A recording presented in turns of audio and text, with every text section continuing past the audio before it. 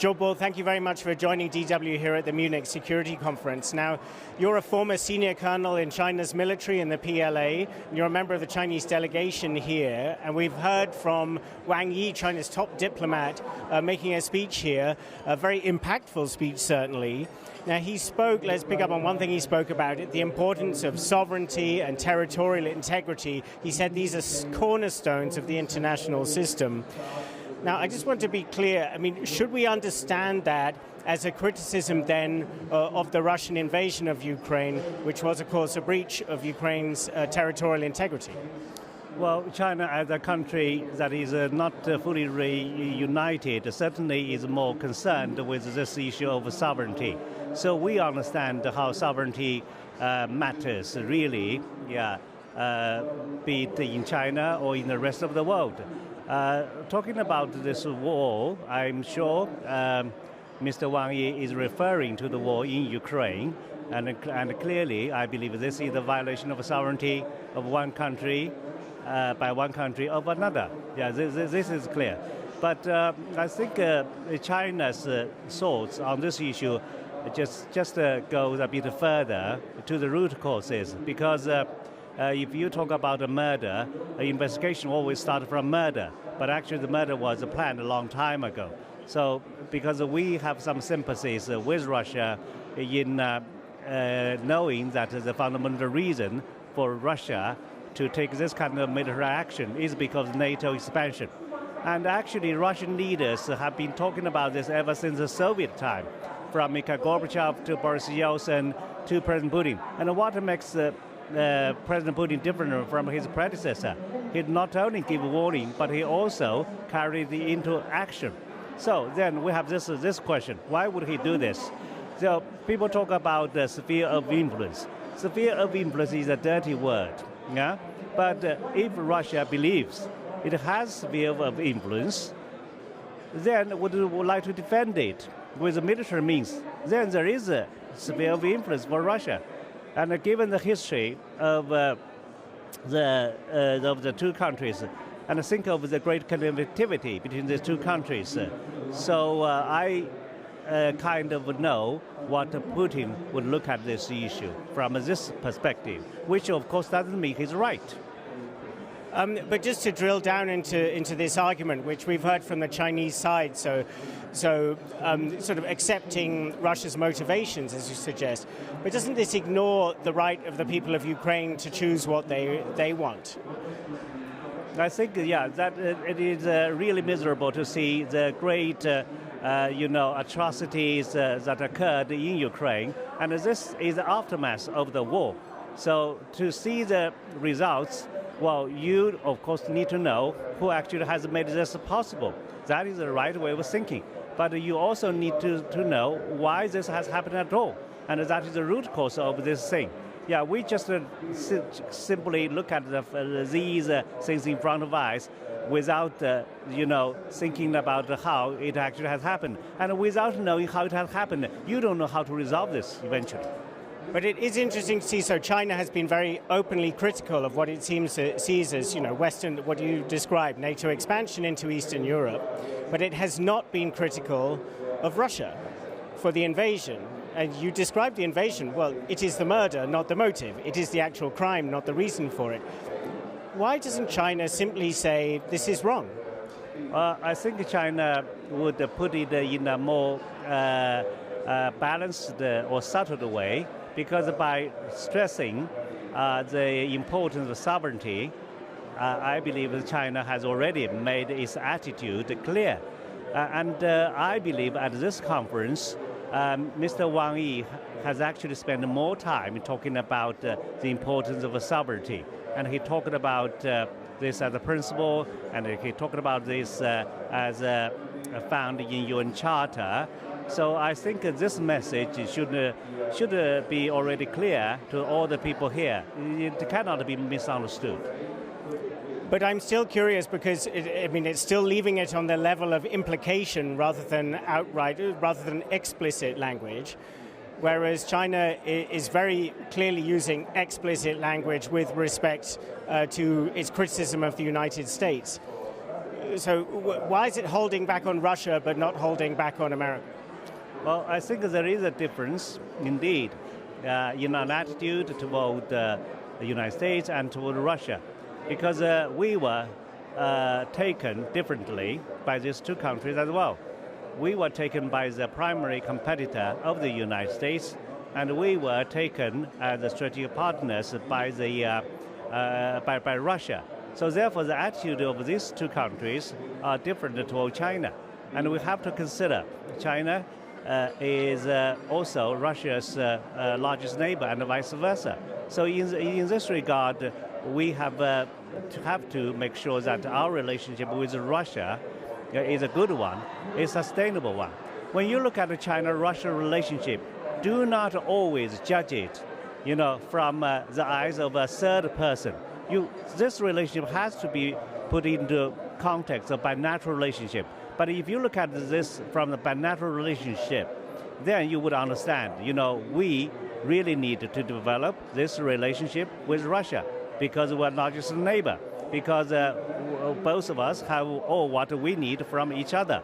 But so this kind of a good relationship should be a good and a normal state-to-state relationship. Yeah, it should not be put on the test by other countries on something that China has nothing to do. Being a Chinese, I sometimes feel flattered in that nowadays everything seems to be related to China. Even about this war in the heart of Europe, which has nothing to do with China, but people would still say which side you want to take. And all your questions seems to be suggesting indirectly that China should have a clear-cut position. And this actually is a kind of asking China to take a side. And then we have this question whether China would be a serious mediator. This is what I learned at this conference. Could China just, persuade Russia, making use of influence about, what Russia should not do, so on and so forth. And then it even give people some imagination as to how a similar conflict might occur in Taiwan Strait.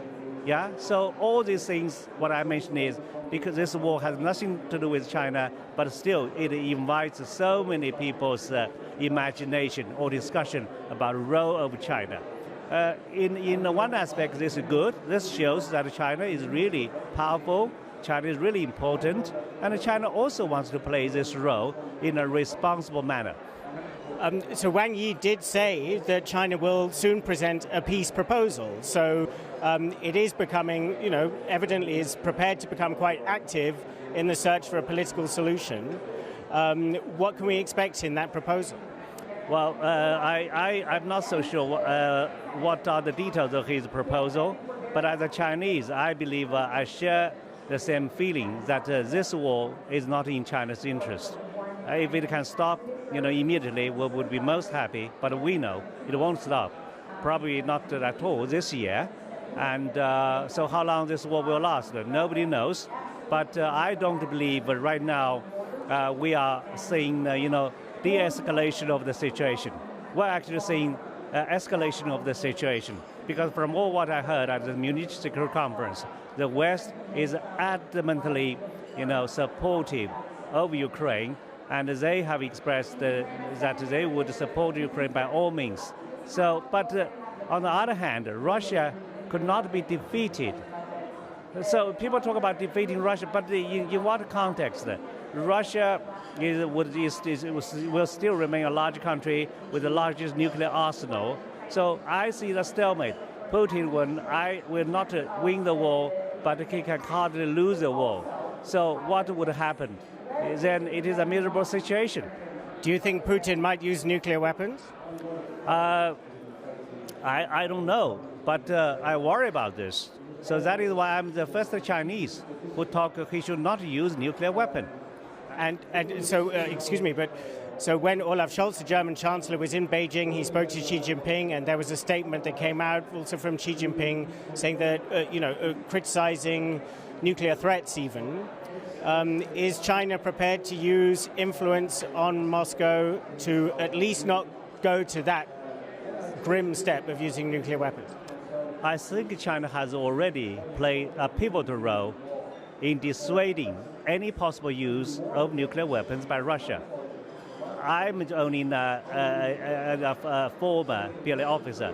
I wrote this opinion. I know the relationship between our two countries are good, but this is about humanity.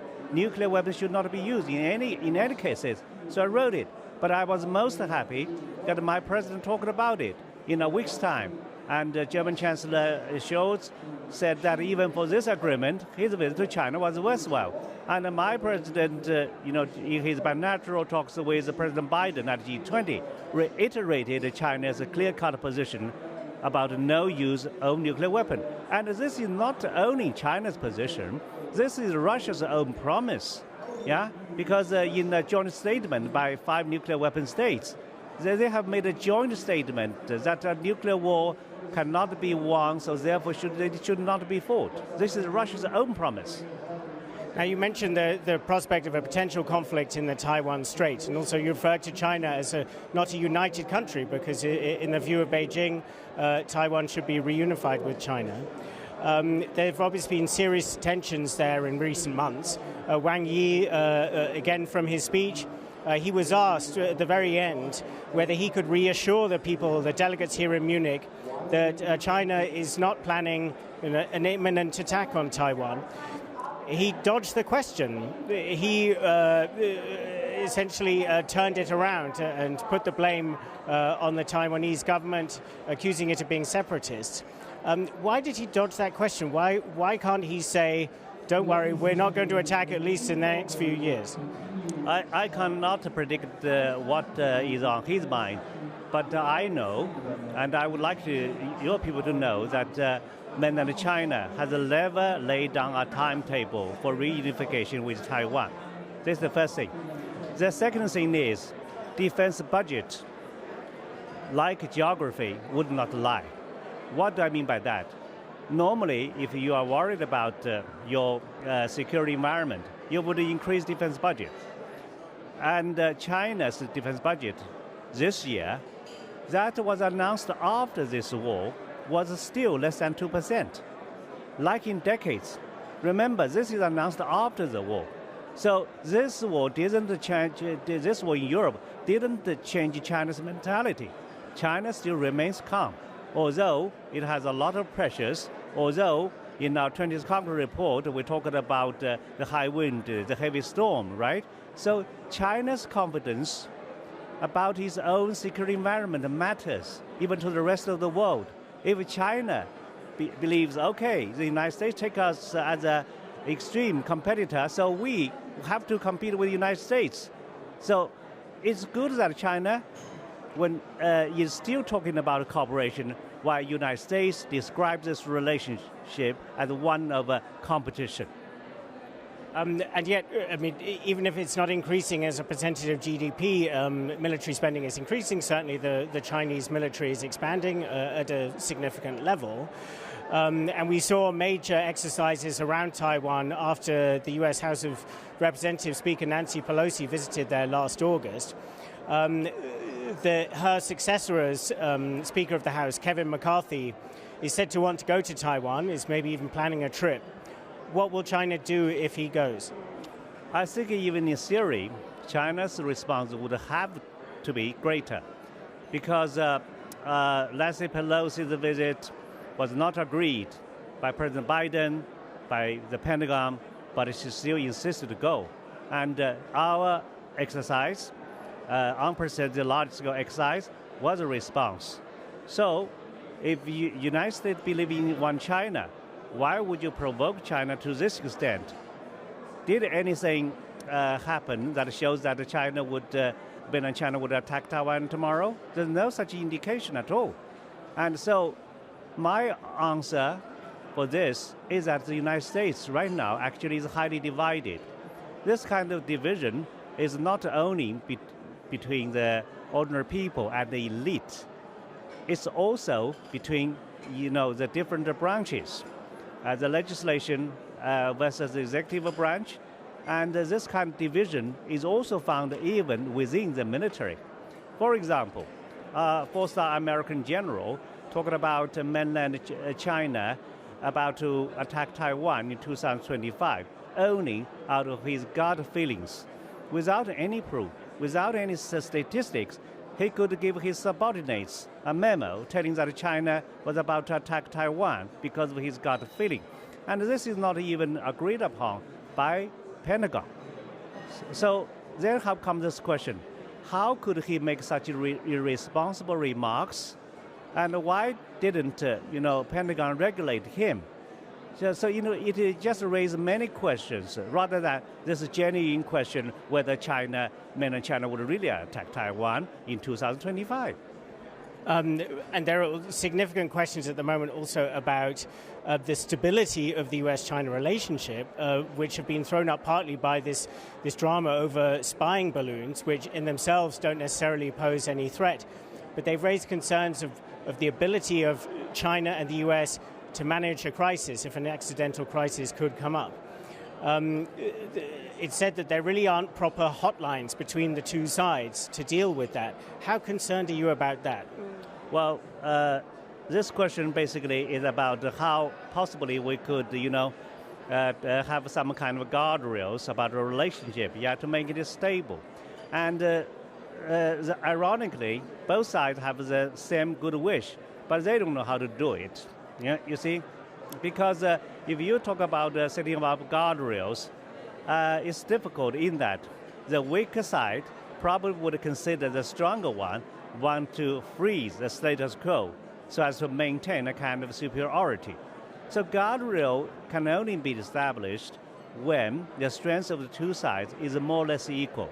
And this is found during the Cold War because ever from the very beginning of the Cold War, the strengths of the two superpowers were more or less equal. So they could establish so many confidence-building measures, especially in nuclear fields. And this is not the case between Chinese and America's military strengths.